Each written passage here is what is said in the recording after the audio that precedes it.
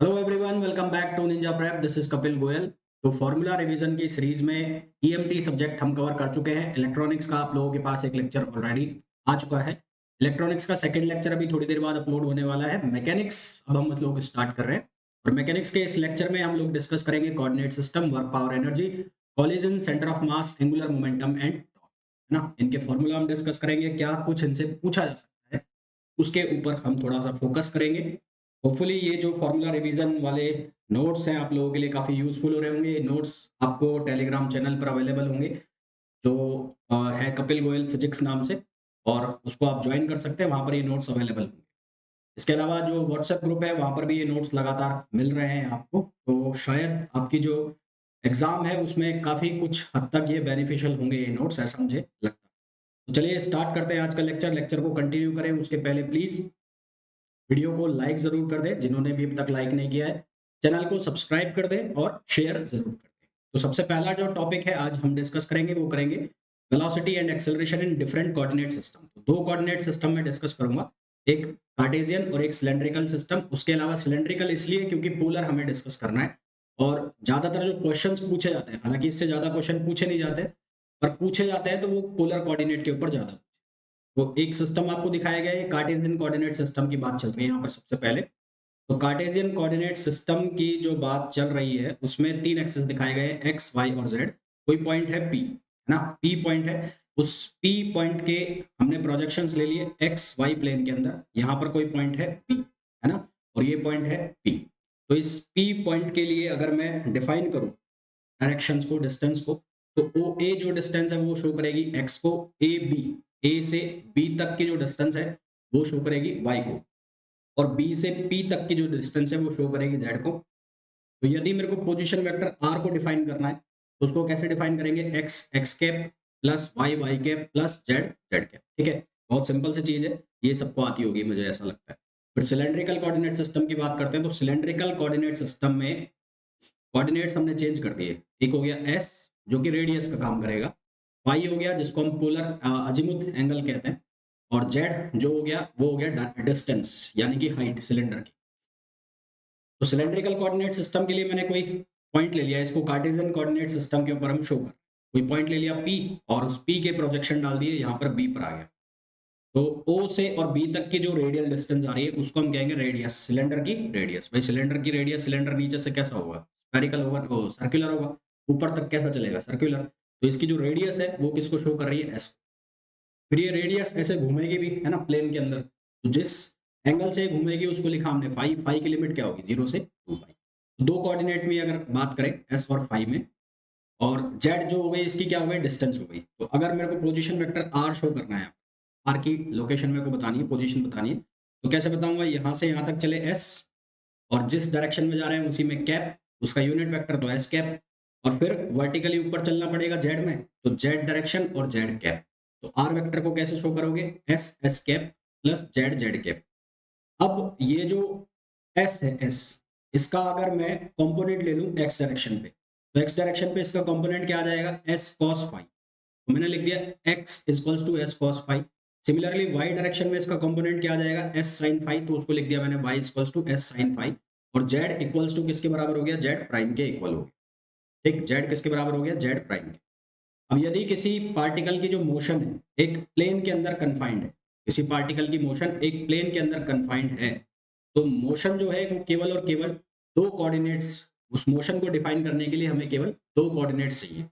यदि किसी पार्टिकल की मोशन एक प्लेन के अंदर कन्फाइंड है, भाई प्लेन दो प्लेन्स दो डायरेक्शन से मिलकर बनेगा, X Y Y Z Z X, जो भी दो डायरेक्शन लो, प्लेन हमेशा दो डायरेक्शन से मिलकर बनेगा।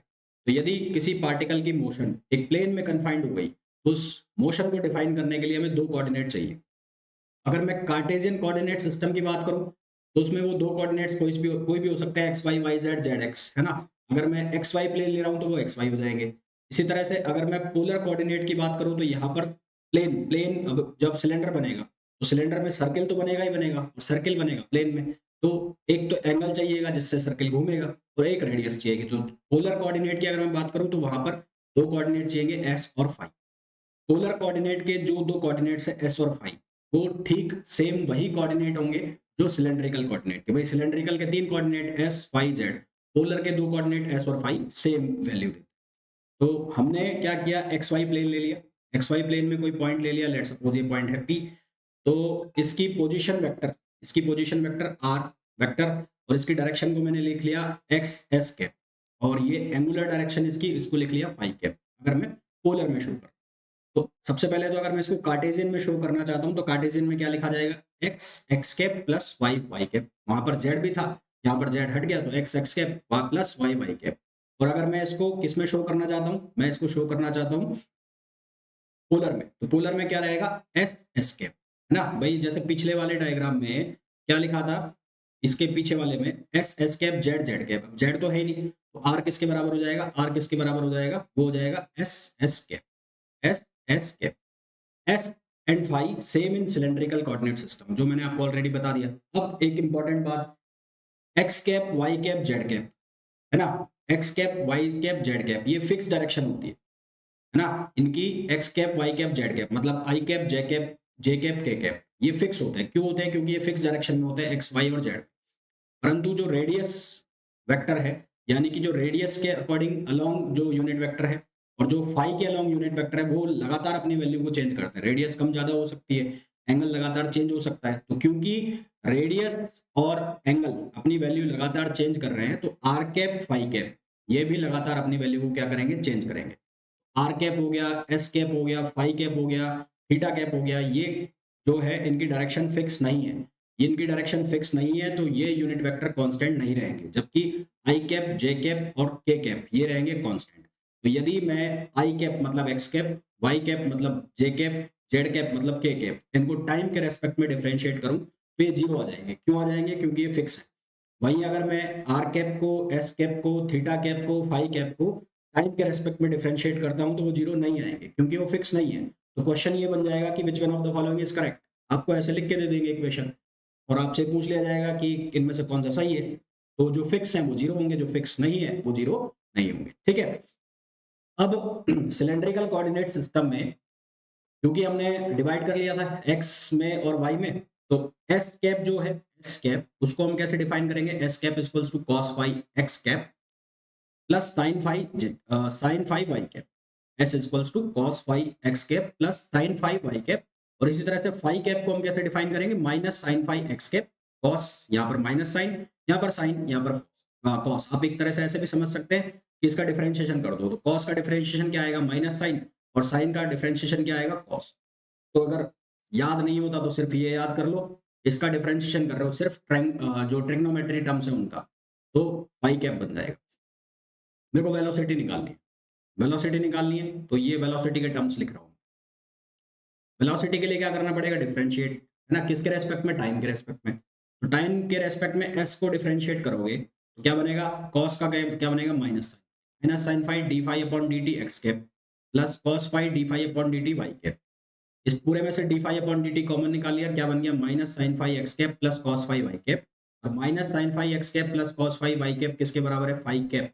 तो यहाँ से d s upon D t बन जाएगा phi cap into phi dot, phi cap into phi dot. ये जो टर्म है, ये टर्म ये लिखा है फाई डॉट, फाई डॉट। ये ऑब्जेक्टिव क्वेश्चन है, काफी बार एग्जाम में पूछा जा चुका है। Which one of the following is correct for radial velocity. ये जो वेलोसिटी है ये कहलाएगी radial velocity in polar coordinate और cylindrical coordinate. Phi cap dot और phi dot, phi cap unit vector को शो करेगा और फाई डॉट जो है वो एंगुलर डायरेक्शन में वेलोसिटी को शो करेगी। इसी तरह से अगर मैं D phi upon D T निकालना चाहूँ, इसको हम कहेंगे transverse velocity, D phi upon D T को, तो उसको हम लिखेंगे माइनस एस कैप और फाई डॉट। फाई डॉट दोनों में आ रहा है, उधर आ रहा है फाई कैप, इधर आ रहा है एस कैप। नेक्स्ट उस पर आ जाओ, इन प्लेनर कोऑर्डिनेट। प्लेनर कोऑर्डिनेट में अब अगर हमें वेलोसिटी को डिफाइन करना है, तो आर इक्वल्स टू क्या था, एस एस कैप। वेलोसिटी को क्या लिखेंगे, d upon D t s S cap. तो इसका डिफरेंशिएशन करो, एक बार होगा d s upon D t s cap plus s d s upon D t d s cap. तो d s upon D T को लिखोगे एस डॉट, और एस कैप का एस कैप रहेगा ही। फिर एस का s as it is, d s cap upon D t हम ये ऑलरेडी निकाल चुके हैं। इसकी वैल्यू कितनी आई थी, इसकी वैल्यू आई थी फाई कैप और फाई डॉट, फाई कैप और फाई डॉट। ये ऑब्जेक्टिव क्वेश्चन 2-3 बार पूछा जा चुका है, सीयूईटी पीजी में भी और जैम वगैरह के एग्जाम में भी इसको पूछा जा चुका है कि which one of the following is correct for velocity expression in planar coordinate. V S जो है वी एस वो किसके बराबर है, एस डॉट के बराबर है, और S dot D s upon D T इसको हम कह रहे हैं रेडियल वेलोसिटी। वी फाई जो है वो किसके बराबर है, S phi dot, S phi dot. देखो ये जो टर्म है ये वाला टर्म इसको हम लिख रहे हैं वी एस, इस पूरे को, एस कैप तो यूनिट वेक्टर हो गया ना, तो वी एस हो गया रेडियल वेलोसिटी, और ये वाला जो टर्म है ये पूरा, ये कौन सा टर्म हो गया, ट्रांसवर्स वेलोसिटी, जिसको हम लिख रहे हैं फाई से, वी फाई से। तो वी एस की वैल्यू कितनी होगी, एस डॉट, वी फाई की वैल्यू कितनी हो गई, एस फाई डॉट, जो कि क्या कहलाएगा, ट्रांसवर्स वेलोसिटी। अगर मेरे को सिलेंड्रिकल में डिफाइन करना है तो ये वेलोसिटी तो होगी, साथ में क्या आ जाएगा, जेड, जेड के पास, साथ में क्या आ जाएगा, जेड, जेड के, ठीक है, ये प्लेनर। हाँ ठीक है, नेक्स्ट पे आ जाओ। अब वेलोसिटी हमने लिख ली, अब मेरे को एक्सेलरेशन निकालना है तो इसको डिफरेंशिएट करना पड़ेगा वापस से, किसके रिस्पेक्ट में, टाइम के रिस्पेक्ट में। तो टाइम के रिस्पेक्ट में जब हम इसको डिफरेंशिएट करेंगे तो हमारे पास ये टर्म्स आएंगे, S double dot, S double dot minus S phi dot square, S double dot minus S phi dot square, S cap, और दूसरा टर्म बनेगा two S dot phi dot, two S dot phi dot plus S phi double dot, two S dot phi dot plus S phi double dot, और ये बनेगा phi cap. ये जो पहला वाला टर्म है इसको हम लिखेंगे ए एस, और ये जो दूसरा वाला टर्म है इसको हम लिखेंगे ए फाई। क्या लिखेंगे, ए फाई। ए एस को हम कहेंगे रेडियल एक्सेलरेशन, और ए फाई है जो इसको हम कहेंगे ट्रांसवर्स एक्सेलरेशन। ये टर्म्स पूछे जा चुके हैं अलग अलग एग्जाम्स के अंदर कि रेडियल जो एक पोलर कोऑर्डिनेट सिस्टम है उसमें एक्सेलरेशन की वैल्यू क्या होगी, उसमें वेलोसिटी की वैल्यू क्या होगी। एक्सेलरेशन वाला आप सिंपली बना भी सकते हो अगर आपको याद ना हो तो, एक एक तो याद करना पड़ेगा वेलोसिटी वाला रेड, या चाहे आप याद करो जो शुरू में पोजीशन वेक्टर वाला है, R equals to R S S prime, S S S के, तो एक तो याद करना पड़ेगा। और नहीं तो इनको याद करके चले जाओ, 4 दिन बाद तो एग्जाम है ही, अब तो याद करोगे ही, अब नहीं करोगे तो कब करोगे, है ना। तो ये तो बात हो गई किसकी, कोऑर्डिनेट सिस्टम की, कि इस कोऑर्डिनेट सिस्टम में किस तरह के क्वेश्चन बनते हैं। तो ज्यादातर जो क्वेश्चन बनेंगे वो प्लेनर कोऑर्डिनेट, पोलर कोऑर्डिनेट, इनके ऊपर ही बनेंगे। किस तरह के क्वेश्चन बनेंगे वो मैंने आपको समझा दिया। प्रोजेक्टाइल मोशन की बात कर लेते हैं। प्रोजेक्टाइल मोशन में ज्यादातर जो पूछी जाती है इनके टाइम ऑफ फ्लाइट का फॉर्मूला, हाइट का फॉर्मूला, रेंज का फॉर्मूला, ये पूछे। तो टाइम ऑफ फ्लाइट का फॉर्मूला क्या होता है, वो होता है 2u(y) अपॉन जी। u(y) मतलब जो वेलोसिटी का y कंपोनेंट है, तो वो कितना होता है 2u sin थीटा अपॉन जी। हाइट का फॉर्मूला कितनी हाइट तक ऊपर जाएगा, तो u(y) square upon 2g, u(y) की वैल्यू कितनी होती है, u sin थीटा, तो यहाँ से u(y) की वैल्यू डाल दो तो क्या बन जाएगा, u square sin square theta upon 2g। इसी तरह से रेंज का फॉर्मूला जो बनता है वो बनता है 2ux uy अपॉन जी। ux हॉरिजॉन्टल कंपोनेंट होता है वेलोसिटी का, u cos theta, uy vertical component होता है वेलोसिटी का, वो क्या होता है, u sin थीटा। तो फॉर्मूला क्या बन जाएगा, 2u cos theta u sin theta, यानी कि आप इसको लिख सकते हो 2u square sin theta cos theta. 2 sin theta cos theta को आप क्या लिख सकते हो, sin 2 थीटा। मैक्सिमम वैल्यू निकालनी है इसकी, तो थीटा की वैल्यू कितनी रख दो, 45, क्योंकि sin 2 थीटा sin 90 बना देगा इसको। तो मैक्सिमम रेंज जो आ जाएगी वो आ जाएगी कितनी, u स्क्वायर अपॉन जी। कितनी आ जाएगी, u स्क्वायर अपॉन जी। यदि कोई प्रोजेक्टाइल है जिसके टाइम पीरियड है, टाइम ऑफ फ्लाइट है T1 और T2, सेम रेंज के लिए, है ना, सेम रेंज r के लिए उसके टाइम ऑफ फ्लाइट है T1 और T2, तो T1 और T2 का रिलेशन क्या होगा, T1 T2 equals to 2r upon G. T1 T2 equals to 2r upon G. Path of projectile का फॉर्मूला बनता है y equals to x tan theta minus gx square upon 2u square cos square theta, theta. Path of projectile का formula क्या बनता है, y equals to x tan theta minus gx square upon 2u square cos square theta. H और R को अगर आपको relate करना हो तो वो जो फॉर्मूला मैंने लिखे पीछे उनको एक दूसरे से डिवाइड कर दो तो ये फॉर्मूला बन जाता है R equals to 4h cot theta. आपको एक प्रोजेक्टाइल दिया हुआ है, उस प्रोजेक्टाइल में दो करस्पॉन्डिंग पॉइंट्स के बीच की डिस्टेंस है, गिवन है ऐसे, मतलब सेम लेवल पर है, ये A है और ये B है और ये C है और ये D है, ये पॉइंट सेम सेम लेवल पर है। तो C और D के बीच का अगर टाइम है T1 और A और B के बीच का टाइम है T2, तो T1 और T2 में रिलेशन बनेगा, क्या बनेगा, इन दोनों लेवल्स के बीच की जो डिस्टेंस है वो h है, तो h किसके बराबर होगी, g T2 square minus T1 square upon 8। h जो है वो किसके बराबर होगा, g T2 square minus T1 square upon 8। इसी तरह से कोई प्रोजेक्टाइल दो सेम हाइट वाले पॉइंट्स को पास करता है, पहली बार वो पास करता है T1 टाइम पर, दूसरी बार वो पास कर रहा है t2 टाइम पर, तो t1 और t2 में एक रिलेशन होगा। ये हाइट कितनी हो गई, मान लो ये हाइट है y, तो रिलेशन क्या होगा, y equals to half g t1 t2। Relation जो बनेगा वो क्या बनेगा, हाफ g t1 t2, ठीक है, हाफ g t1 t2, ये इसका रिलेशन बनेगा। हालांकि प्रोजेक्टाइल के क्वेश्चन पूछे नहीं गए हैं ज्यादा, पर एक बार ये फॉर्मूला जरूर पूछ लिया गया था, ये वाले कि हाइट का फॉर्मूला कौन सा है और रेंज का फॉर्मूला है, एक बार ही पूछा गया है, इसके अलावा नहीं पूछा गया है।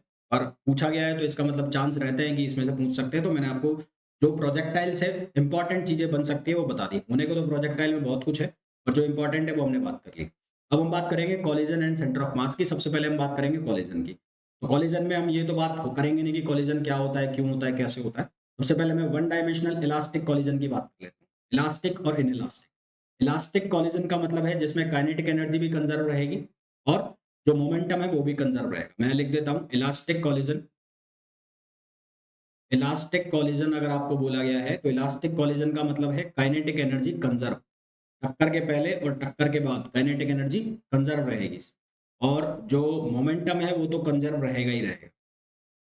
ये क्वेश्चन खूब पूछा जाता है कि इलास्टिक कॉलिजन में काइनेटिक एनर्जी कंजर्व रहती है या नहीं रहती। तो इलास्टिक कॉलिजन के अंदर काइनेटिक एनर्जी कंजर्व रहती है। टक्कर के पहले की वेलोसिटी टोटल मोमेंटम बराबर टक्कर के बाद का टोटल मोमेंटम। टक्कर के पहले की टोटल काइनेटिक एनर्जी बराबर टक्कर के बाद की टोटल काइनेटिक एनर्जी। एक कॉफिशिएंट होता है जिसको कहते हैं कॉफिशिएंट ऑफ रेस्टिट्यूशन। तो परफेक्ट इलास्टिक कॉलिजन के लिए ई की वैल्यू होती है 1। फिर दूसरा पॉइंट, जब एक पार्टिकल्स, बहुत सारे पार्टिकल्स जिनका मास m है और जिनकी स्पीड v है, जिनका मास m है और जिनकी स्पीड v है, वो एक फिक्स बॉडी के साथ टक्कर कर रहे हैं, फिक्स बॉडी के साथ v वेलोसिटी से टक्कर कर रहे हैं, तो उनके ऊपर फोर्स लगेगा क्योंकि उनका मोमेंटम क्या होगा, चेंज होगा। तो उस फोर्स की वैल्यू क्या होगी, momentum, rate of change of momentum. तो मोमेंटम कितना होगा, mass into change in velocity. तो mass into change in velocity, तो ये तो हो जाएगा मोमेंटम पर यूनिट टाइम में, और जितने पार्टिकल्स है उससे उसको मल्टीप्लाई कर देंगे। तो कोई बहुत सारे पार्टिकल्स जिनका मास m है, जिनकी स्पीड v है, वो एक बॉडी के साथ टक्कर कर रहे हैं, तो उनके ऊपर लगने वाला एवरेज जो फोर्स है वो किसके बराबर होगा, n delta p upon delta t। इसके बाद वैल्यू बन जाएगी n m delta v upon delta t। कोई बॉल है जो एक सर्टेन हाइट h से नीचे गिराई जाती है, फ्लोर पर गिरेगी तो रिबाउंड होगी। वो कितना बाउंस करेगी, मतलब कितने टप्पे टोटल मारेगी, वो डिपेंड करेगा कि कितनी हाइट से गिराई जा रही है, क्या स्पीड है। तो इसके लिए एक फॉर्मूला लिखा जाता है कि लास्ट मोशन तक जाने तक, मतलब जितना बाउंस वो कर रही है, तो लास्ट बाउंस तक उसकी अगर आपको वेलोसिटी पूछी जाए, तो उस वेलोसिटी का फॉर्मूला होता है V N. V N equals to E N power under root 2gh। N का मतलब है टोटल नंबर ऑफ बाउंस, मतलब आप ये बोलो कि 3 बाउंस के बाद उसकी वेलोसिटी बताओ, तो एन की वैल्यू कितनी रख दोगे, 3। बोलेगी 2 बाउंस के बाद उसकी वेलोसिटी बताओ, तो एन की वैल्यू कितनी रख दोगे, 2। इसी तरह से 2 बाउंस के बाद उसकी हाइट बताओ, तो फॉर्मूला हो जाएगा e power 2n into h. E power 2n into h. ये पूछा जाए कि वो कितना दूर तक जाएगी, है ना, टोटल हॉरिजॉन्टल डिस्टेंस वो कितनी कवर करेगी। मान लो मैंने यहाँ से एक बॉल को ऐसे गिराया, दूसरा बाउंस उसने यहाँ लिया, तीसरा यहाँ लिया, चौथा यहाँ लिया, तो ऐसे वो हॉरिजॉन्टल डिस्टेंस कवर करती जा रही है। वो हॉरिजॉन्टल डिस्टेंस क्या होगी, तो उसका फॉर्मूला होता है 1 plus E R square upon 1 minus E R square into H. फिर टोटल टाइम कितना लगेगा इस काम में, तो टाइम की वैल्यू होगी 1 plus e upon 1 minus e under root 2h upon g. ये इस बार का जैम का क्वेश्चन भी था, ये जैम 2024 का भी क्वेश्चन, ठीक है। नेक्स्ट टॉपिक पे आओ, नेक्स्ट पॉइंट पे। वन डायमेंशनल मोशन का जो जनरल फॉर्मूला होता है वो हम बात करेंगे, उसके पहले हम बात कर लेते हैं ई। ई क्या होता है, coefficient of restitution. Coefficient of restitution Hindi में बोलो तो टक्कर गुणांक, coefficient of restitution. Coefficient of restitution Hindi में बात करें तो इसको हिंदी में कहते हैं टक्कर गुणांक। ये होता है velocity of separation upon velocity of approach. Velocity of separation मतलब टक्कर के बाद की वेलोसिटी का difference upon velocity of approach, है ना। वेलोसिटी ऑफ अप्रोच मतलब टक्कर के जो पहले की वेलोसिटी है उनका डिफरेंस। तो इसको लिखा जाता है v2 minus V one upon U one minus U, v2 minus V one upon U one minus U to.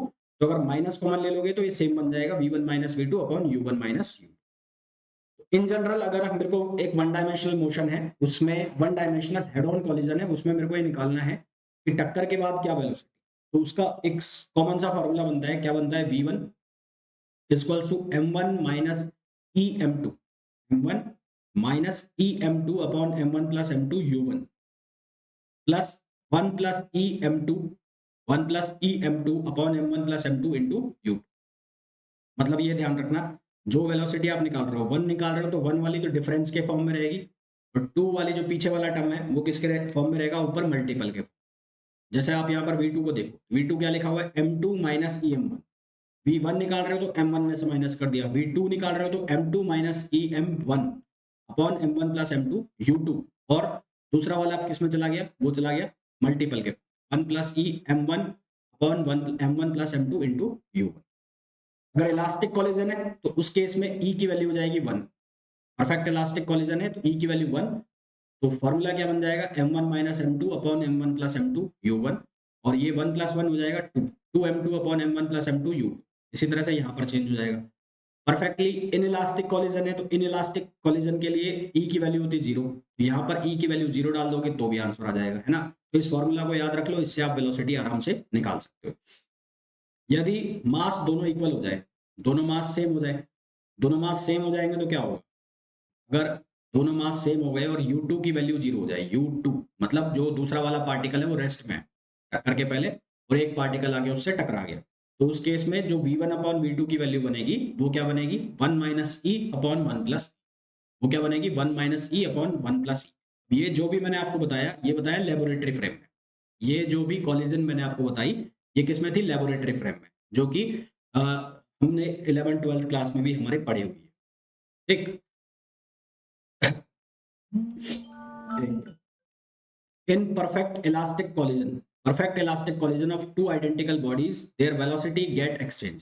अगर एक परफेक्ट इलास्टिक कॉलिजन हो रही है दो ऐसी बॉडी के बीच में जिनका मास सेम है, जिनका मास सेम है, तो अगर टक्कर के पहले उन दोनों की वेलोसिटी U1 U2 है, टक्कर के बाद उनकी वेलोसिटी एक्सचेंज हो जाएगी। एक्सचेंज होने का मतलब है कि जो पहली वाली बॉडी है जिसकी वेलोसिटी U1 थी, टक्कर के बाद उसकी वेलोसिटी U2 हो जाएगी, और जो दूसरी वाली बॉडी जिसकी टक्कर के पहले वेलोसिटी U2 थी, टक्कर के बाद उसकी वेलोसिटी U1 हो जाएगी। तो इस बात को ध्यान रखना कि परफेक्ट इलास्टिक कॉलिजन में अगर आइडेंटिकल बॉडीज एक दूसरे से टक्कर करेंगी, कोलाइड करेंगी, तो कॉलिजन के बाद उनकी वेलोसिटी एक्सचेंज होती है। Kinetic energy transferred from projectile M1 U1 to target M2 U2। किसी टारगेट पर आप प्रोजेक्टाइल गिरा रहे हो या कोई चीज बॉम्बार्डमेंट करा रहे हो, तो कितनी काइनेटिक एनर्जी का ट्रांसफर हो, उसके लिए फॉर्मूला बनता है delta K upon K equals to 1 minus U1 V1 square V1 upon U1 का whole square. Delta K upon K 1 minus V1 upon U1 का होल स्क्वायर। जब line of motion of bodies coincide with line of impact of line of collision, the body will move in the same. देखो इसका मतलब ये है, एक body ये है और एक बॉडी ये है, तो इनकी line of collision, line of collision का मतलब क्या होता है, जो इनकी सरफेस है जहां पर ये टच कर रहे हैं उनके perpendicular line. Line of collision का मतलब होता है जो इनको जियोमेट्रिक सेंटर, जो जियोमेट्रिक सेंटर है उनको सीधी मिलाने वाली लाइन जो है उसको क्या कहते हैं, लाइन ऑफ कॉलिजन। तो अगर जो बॉडी है दोनों, वो लाइन ऑफ कॉलिजन के अलोंग ही चल रही है, टक्कर के पहले भी और टक्कर के बाद भी, तो ऐसी जो मोशन है उसको वन डायमेंशनल मोशन कहा जाता है। ऐसी मोशन को क्या कहा जाता है, वन डायमेंशनल और हेड ऑन कॉलिजन कहा जाता है। अगर वो अ, टक्कर के पहले लाइन ऑफ कॉलिजन पर है, टक्कर के बाद वो अलग अलग डायरेक्शन में भाग जाती है, तो उसको कहते हैं ऑब्लिक कॉलिजन ना। Oblique collision, line of collision का मतलब क्या होता है, लाइन ऑफ कॉलिजन का मतलब होता है line joining there geometrical centres.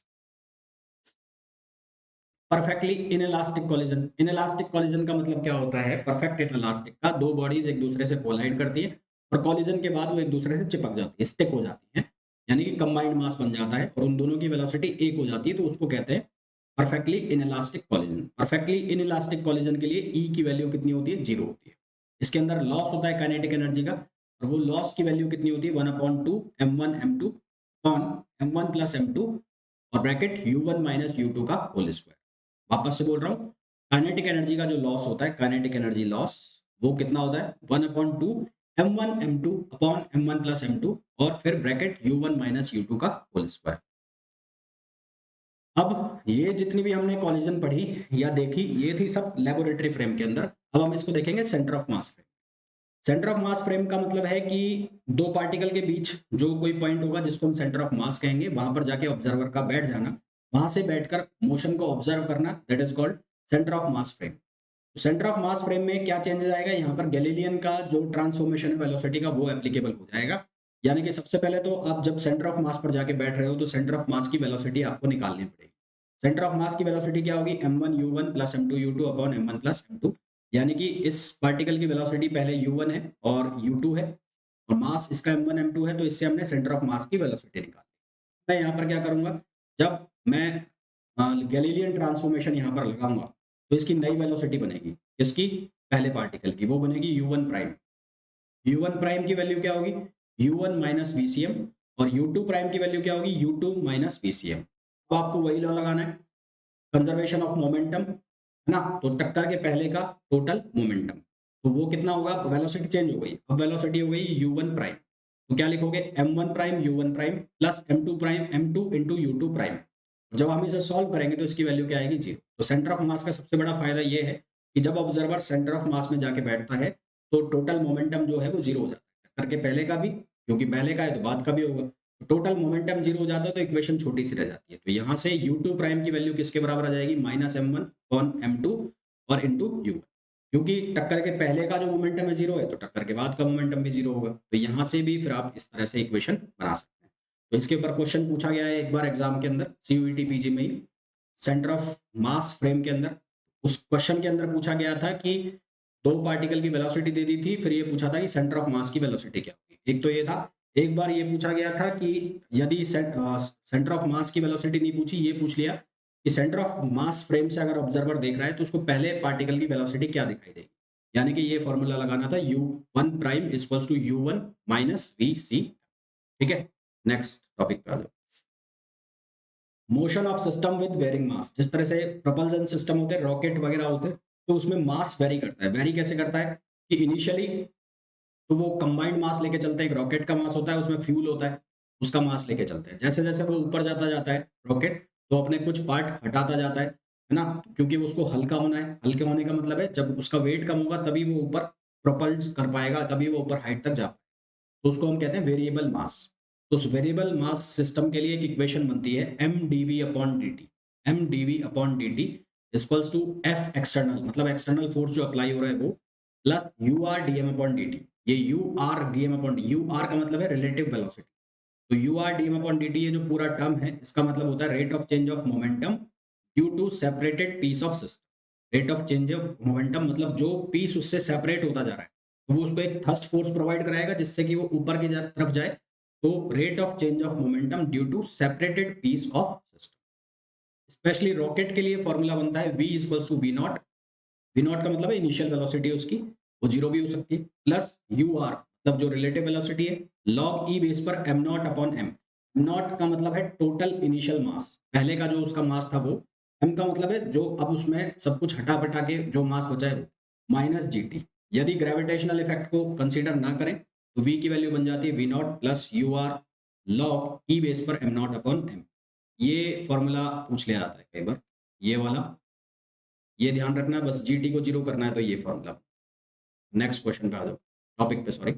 Angular momentum की हम बात करने वाले हैं। एंगुलर मोमेंटम का मतलब है जिस तरह से लीनियर मोमेंटम होता है, लीनियर मोमेंटम हमें क्या देता है, measure of linear motion of the body. किसी मोशन की लीनियर कोई मोशन हो रही है तो उसका measurement of linear motion is known as linear momentum. Similarly कोई बॉडी एंगुलर मोशन कर रही है तो measure of angular momentum, measure of angular motion of a body is shown by angular momentum. Angular momentum को हम show करते हैं are cross P से। ध्यान रखना, ये आर क्रॉस पी होता है, पी क्रॉस आर नहीं होता। क्वेश्चन आ जाएगा कि which one of the following is correct, उसमें आर क्रॉस पी भी लिखा होगा, पी क्रॉस आर भी लिखा होगा, आर डॉट पी और पी डॉट आर भी लिखा होगा। आर क्रॉस पी और पी क्रॉस आर ये सेम नहीं है, आप लोगों ने पढ़ा है इसमें वेक्टर्स में कि a cross b is not equals to b cross a. तो सेम कहानी यहाँ पर है। तो ये होता है आर क्रॉस पी। पी जो है, पी वो पी क्या होता है, लीनियर मोमेंटम होता है। पी जो है वो होता है लीनियर मोमेंटम। लीनियर मोमेंटम क्या होता है, mv। m एक स्केलर क्वांटिटी है, उसको बाहर निकाल लिया तो इसको लिखा जा सकता है r क्रॉस p, है ना, r क्रॉस p। तो ये जो फॉर्मूला होता है ये वाला r क्रॉस p वाला, ये होता है फॉर पार्टिकल्स, फॉर पार्टिकल्स और सिस्टम ऑफ पार्टिकल्स, पार्टिकल्स और सिस्टम ऑफ पार्टिकल्स। ये फॉर्मूला पार्टिकल्स या सिस्टम ऑफ पार्टिकल्स के लिए यूज में लिया जाता है। अब यदि हम ये मान लें कि कोई पार्टिकल सर्कुलर पाथ में घूम रहा है, सर्कुलर पाथ में जनरली वही पार्टिकल घूमेंगे जो कि रिजिड बॉडी पर होंगे, क्योंकि रिजिड बॉडी वो बॉडी होती है जिसमें दो पार्टिकल्स के बीच की डिस्टेंस हमेशा सेम होती है। तो उनके बीच में अगर कोई भी मोशन हो सकती है, तो वो कौन सी मोशन होती है? Angular motion. पार्टिकल यदि सर्कुलर पाथ में घूम रहा है तो उसके लिए v की वैल्यू होती है ओमेगा आर। ये भी ध्यान रखना। आपसे कई बार क्वेश्चन पूछा जाता है कि which one of the following is correct? Omega R, R omega, ऐसा। तो ओमेगा आर, ओमेगा क्रॉस, तो v equals to omega cross R. तो अगर मैं ओमेगा क्रॉस आर को यहाँ डाल दूं तो ये फॉर्मूला बन गया R vector cross omega cross are.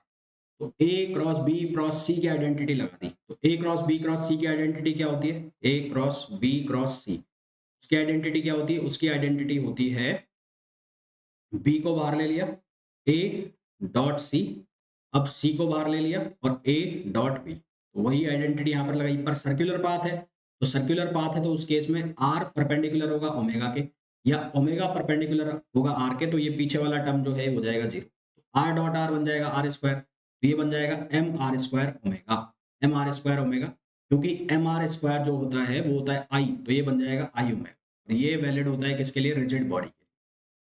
J equals to I omega is only valid for rigid body, जबकि J equals to MRV is applicable for particle और system of particles। ठीक।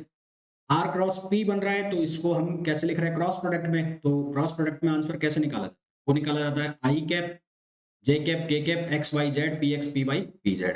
तो यहाँ से आप X डायरेक्शन में निकाल सकते हो इनका मोमेंटम, आप इनका मोमेंटम Y डायरेक्शन में निकाल सकते हो, आप इनका मोमेंटम Z डायरेक्शन में निकाल सकते हो। फिर बात करते हैं टॉर्क की। टॉर्क क्या होता है? R cross F. फिर ध्यान रखना, एफ क्रॉस आर नहीं होता, आर क्रॉस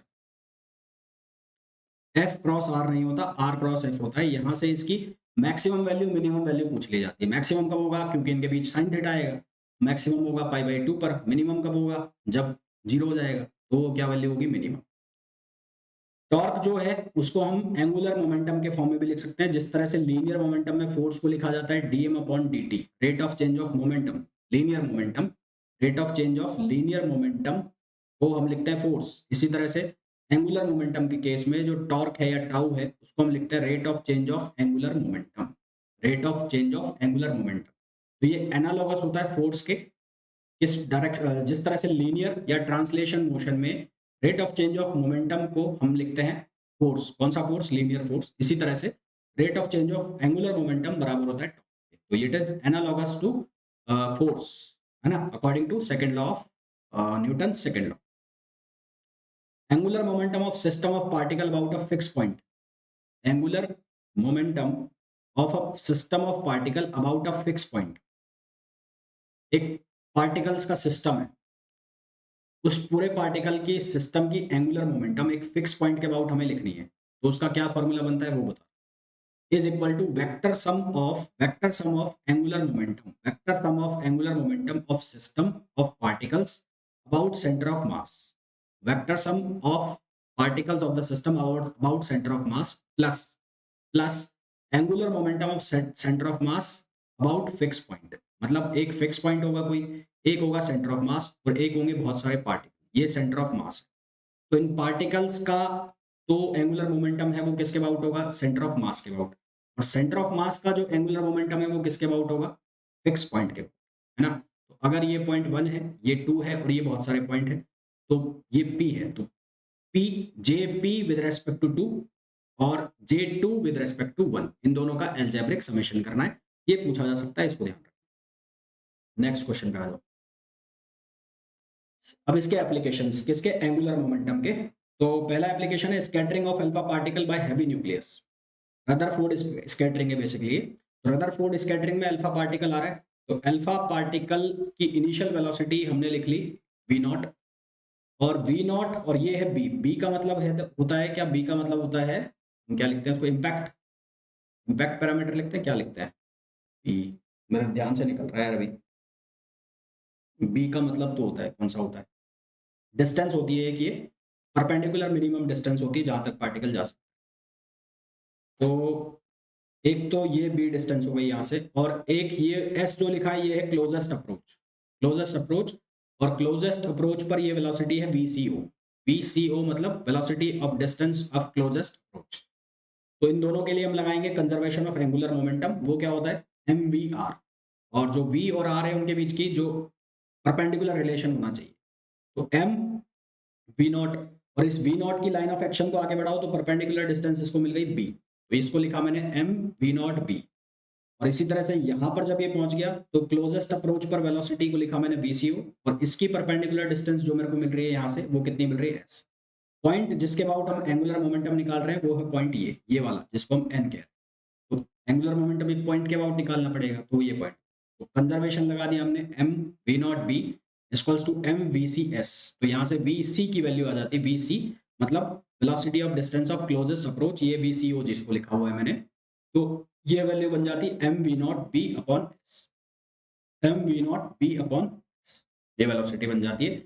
ये पूछा गया है, ये डायग्राम बना के आपको दे देते हैं एग्जाम में, और फिर पूछा जाता है कि VC की वैल्यू बताओ या S की वैल्यू बताओ या B की वैल्यू बताओ, तो आपको एंगुलर मोमेंटम कंजर्वेशन वहां पर लगाना।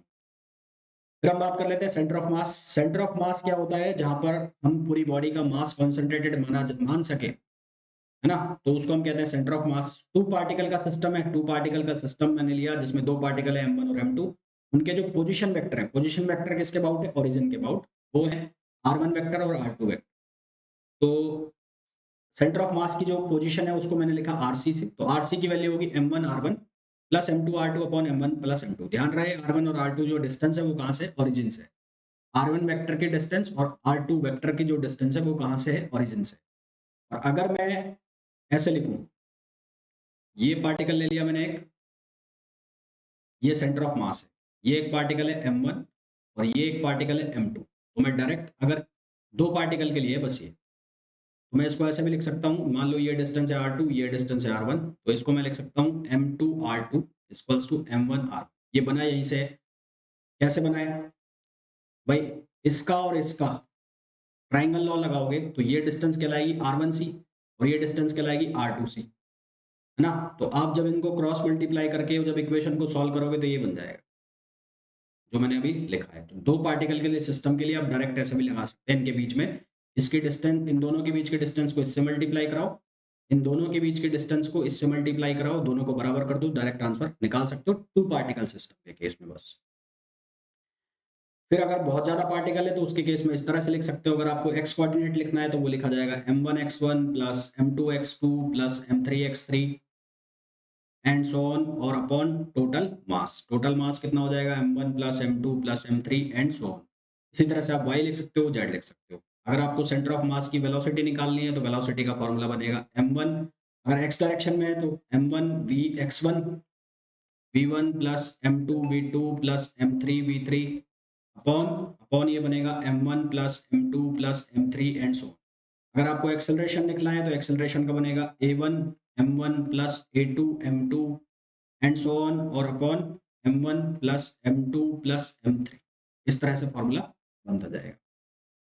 नेक्स्ट, हाँ, जिस तरह से हमने एंगुलर मोमेंटम लिखा था सिस्टम ऑफ पार्टिकल का, उसी तरह से kinetic energy of system of many particle लिखी जाती है। तो ये भी ठीक वैसे ही होगा, सबसे पहले पार्टिकल की kinetic energy with respect to centre of mass, और सेंटर ऑफ मास की kinetic energy with respect to fix point.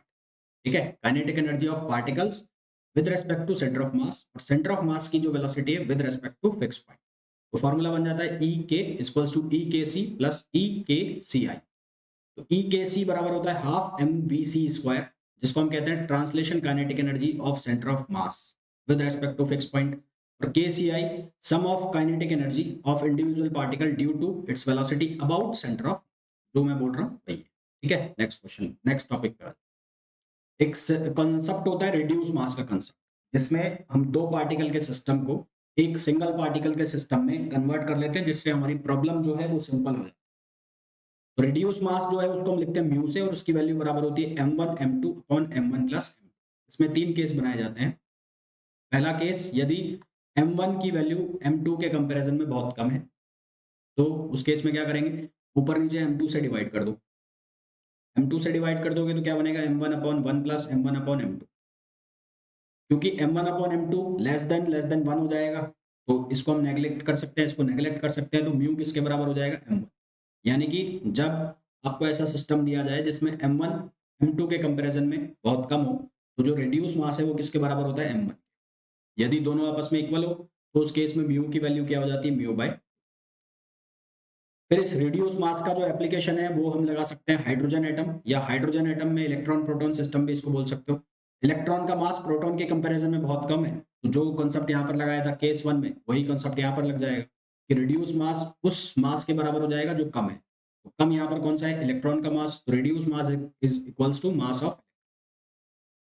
इसी तरह से ड्यूट्रॉन सिस्टम में भी हम लगा सकते हैं रिड्यूस मास। ड्यूट्रॉन सिस्टम में यानी कि न्यूट्रॉन प्रोटॉन सिस्टम, तो यहाँ पर न्यूट्रॉन और प्रोटॉन दोनों का मास लगभग सेम है। तो म्यू की वैल्यू क्या हो जाएगी, या तो मास ऑफ प्रोटॉन अपॉन 2 या फिर मास ऑफ न्यूट्रॉन अपॉन। फिर अर्थ सैटेलाइट का जो केस है उसको भी हम यहाँ से बना सकते हैं। अर्थ सैटेलाइट का केस बोल लो या अर्थ और मून सिस्टम बोल लो, तो म्यू की वैल्यू होगी MEMS upon ME plus MS। और क्योंकि अर्थ का मास बहुत ज्यादा है सैटेलाइट के कंपैरिजन में, ms upon 1 plus ms upon me, तो यहाँ से जो रेड्यूस मास है वो किसके बराबर हो जाएगा, ms के बराबर। कई बार आपसे ये पूछ लिया जाता है इक्वेशन ऑफ सैटेलाइट, तो इक्वेशन ऑफ सैटेलाइट का जो इक्वेशन है वो लिखी जाती है fs equals to ms d r square r upon dt2, d square r upon dt। अब बात कर लेते हैं वर्क की। वर्क को हमने लिखा है एफ डॉट डी आर, पढ़ा भी है। एफ डॉट डी आर का मतलब होता है F cos theta into distance या डिस्प्लेसमेंट। तो वो जो एफ कॉस थीटा टर्म है ना उसको हम कहते हैं एफ टी, मतलब टेंजेंशियल फोर्स या ट्रांसवर्स फोर्स। वर्क है जो वो टेंजेंशियल फोर्स या ट्रांसवर्स फोर्स की वजह से होगा। अब किसी स्प्रिंग को स्ट्रेच करना है हमें, तो स्प्रिंग की स्ट्रेचिंग की वजह से जो फोर्स वर्क होता है वो होता है W इक्वल्स टू माइनस के x2 square minus x1 square upon 2। और अगर x1 की वैल्यू 0 है तो हम इसको लिख सकते हैं माइनस के एक्स स्क्वायर अपॉन 2। पावर जो है उसको हम लिखते हैं rate of change of doing work, तो वो होती है पावर। और पावर का फॉर्मूला लिखा जा सकता है एफ डॉट आर, तो ये बन जाता है f dot b. Work energy theorem W equals to delta k. Rate of change of work, work energy theorem क्या कहती है कि change of kinetic energy is equals to work. Rate of increase in kinetic energy, change of increase in kinetic energy is equals to work. दो तरह के एक force होते हैं, एक होता है कंजर्वेटिव फोर्स और एक होता है non conservative force. Conservative force वो होते हैं जिनके लिए अगर आप एक लूप के अंदर लाइन इंटीग्रेशन करें ना, line integration of force along a loop, work अगर इसका निकालोगे तो कंजर्वेटिव फोर्स की डेफिनेशन क्या बनेगी कि अगर कंजर्वेटिव फोर्स की वजह से आप वर्क डन निकालते हो तो वो वर्क डन पाथ से इंडिपेंडेंट रहता है, पहला। दूसरी इसकी डेफिनेशन ये होती है कि कंजर्वेटिव फोर्स वो होते हैं जिनके लिए उस फोर्स का यदि एक क्लोज लूप में लाइन इंटीग्रेशन किया जाए तो उसकी वैल्यू क्या आएगी, जीरो। क्लोज लूप में लाइन इंटीग्रेशन किया जाए तो उसकी वैल्यू क्या आएगी, जीरो। तीसरी इसकी डेफिनेशन ये बनती है कि जो काइनेटिक एनर्जी में चेंज है कंजर्वेटिव फोर्स के लिए वो जीरो आता है, क्योंकि इनिशियल और फाइनल काइनेटिक एनर्जी सेम हो जाती है, पॉइंट सेम हो जाता है। तो काइनेटिक एनर्जी में चेंज क्या आता है, जीरो आता है। इसके लिए कंजर्वेटिव फोर्स के लिए, ठीक है। और जितने भी सेंट्रल फोर्स होते हैं वो सारे के सारे कंजर्वेटिव होते हैं। और अगर उनके लिए वर्क डन का फॉर्मूला लिखा जाए तो वो फॉर्मूला लिखा जाता है प्लस माइनस के upon N plus one, R2 power minus N plus one upon minus R1 power minus N plus. Potential energy को ठीक उसी तरह से हम डिफाइन करते हैं जैसे पोटेंशियल होता है इलेक्ट्रोस्टैटिक फील्ड में। वहां पर हम लिखते हैं V equals to integration E dot DL या E डॉट DR। यहाँ पर हम लिखते हैं U equals to integration minus में F डॉट DR। वहां पर हम लिखते हैं E equals to minus gradient of V या पोटेंशियल फाई। यहाँ पर हम लिखते हैं F equals to minus gradient of U का मतलब पोटेंशियल एनर्जी। वहां पर हम लिखते हैं curl of E equals to zero. यहाँ पर हम लिखते हैं curl of F equals to zero. एक डायग्राम दिखाया गया है आपको, ये डायग्राम है पोटेंशियल एनर्जी के लिए, पोटेंशियल वैल्यू को दिखा। तो ये जो है ये है u और ये है डिस्टेंस, ये है पोटेंशियल एनर्जी और ये है डिस्टेंस। यानी कि इसकी स्लोप जो बनेगी वो किसके बराबर बनेगी, du अपॉन dx। अब इस ग्राफ में आपको 3 पॉइंट दिख रहे हैं, P1 P2 और P3। P1 P2 और P3 तीन ऐसे पॉइंट हैं जिनके ऊपर पोटेंशियल एनर्जी या तो मैक्सिमम है और या मिनिमम है, ठीक है। अब वो कैसे बताएंगे कि मैक्सिमम है और मिनिमम है, उसको हम देख लेते हैं। देखो एफ एक्स जो होता है वो बराबर होता है minus D you upon D x. यानी कि जो पोटेंशियल एनर्जी के अंदर चेंज होगा वो वर्क डन जो फोर्स के नेगेटिव के बराबर होगा। तो यदि पोटेंशियल एनर्जी की वैल्यू एक्स की डायरेक्शन में इंक्रीज हो रही है, मतलब डायरेक्शन भी डायरेक्शन में चलते चलते पोटेंशियल एनर्जी की वैल्यू इंक्रीज हो रही है, तो D you upon D x की वैल्यू क्या होगी, इंक्रीज होगी। D you upon D x की वैल्यू पॉजिटिव आएगी तो इसका मतलब जो फोर्स है वो नेगेटिव आएगा, क्योंकि फोर्स बराबर है minus D you upon D x के। तो अगर D you upon D x की वैल्यू पॉजिटिव तो फोर्स की वैल्यू आएगी नेगेटिव, और फोर्स जो अप्लाई होगा वो कौन सी डायरेक्शन में होगा, नेगेटिव एक्स डायरेक्शन। जैसे कि ये पॉइंट, जैसे कि ये पॉइंट, यहाँ पर d you upon D x, इस वैल्यू पर d you upon D x zero है, d you upon D x zero है। तो अब मैं यहाँ से इस पॉइंट से ऊपर जाने की कोशिश करता हूँ। मान लो मैं बी पॉइंट पर जा रहा हूँ, बी पॉइंट पर जा रहा हूँ तो क्या होगा, एक्स भी बढ़ रहा है, मतलब मैं पॉजिटिव एक्स में जा रहा हूँ, और पोटेंशियल एनर्जी भी बढ़ रही है। तो फोर्स क्या होगा, इस पे पीछे की तरफ लगेगा, फोर्स पीछे की तरफ लगेगा, यानी कि वापस उसको मीन पोजीशन में लाने की कोशिश करेगा। इस पॉइंट पर P1 पॉइंट पर ही लाने की कोशिश करेगा। इसी तरह से अगर ए पॉइंट की तरफ जाएंगे, मतलब नेगेटिव एक्स डायरेक्शन में हम चलते हैं और पोटेंशियल एनर्जी बढ़ रही है ना, तो उस केस में जो D you upon D x है उसकी वैल्यू क्या आएगी, negative. D you upon D x negative आएगा तो वर्क फोर्स जो आएगा वो आएगा पॉजिटिव, यानी कि पॉजिटिव एक्स डायरेक्शन में लगेगा। अब जो फोर्स है वो यहाँ पर अप्लाई होगा ऐसे, ठीक। तो यही यहाँ पर लिखा हुआ है कि if U X increase with X increase then D you upon D X positive और एफ एक्स लगेगा नेगेटिव, और वो कौन सी डायरेक्शन में लगेगा, नेगेटिव एक्स डायरेक्शन में। अगर एक्स के इंक्रीज होने पर यू एक्स की वैल्यू डिक्रीज होती है, या एक्स के डिक्रीज होने पर यू एक्स की वैल्यू इंक्रीज होती है, तो D you upon D x की वैल्यू क्या आएगी, नेगेटिव। तो उस केस में फोर्स जो है पॉजिटिव डायरेक्शन में लगेगा। तीन तरह की इक्विलिब्रियम होती है, स्टेबल, अनस्टेबल और न्यूट्रल।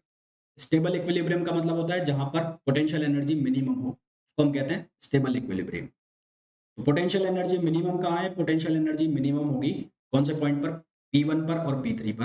क्यों, क्योंकि यहाँ पर जब हम फोर्स को, जो पार्टिकल है उसको अपनी जगह से डिस्प्लेस करेंगे, तो फोर्स वापस से उसको अपनी पोजीशन पर लेके आ जाए। तो यहाँ पर पोटेंशियल एनर्जी क्या होगी, मिनिमम।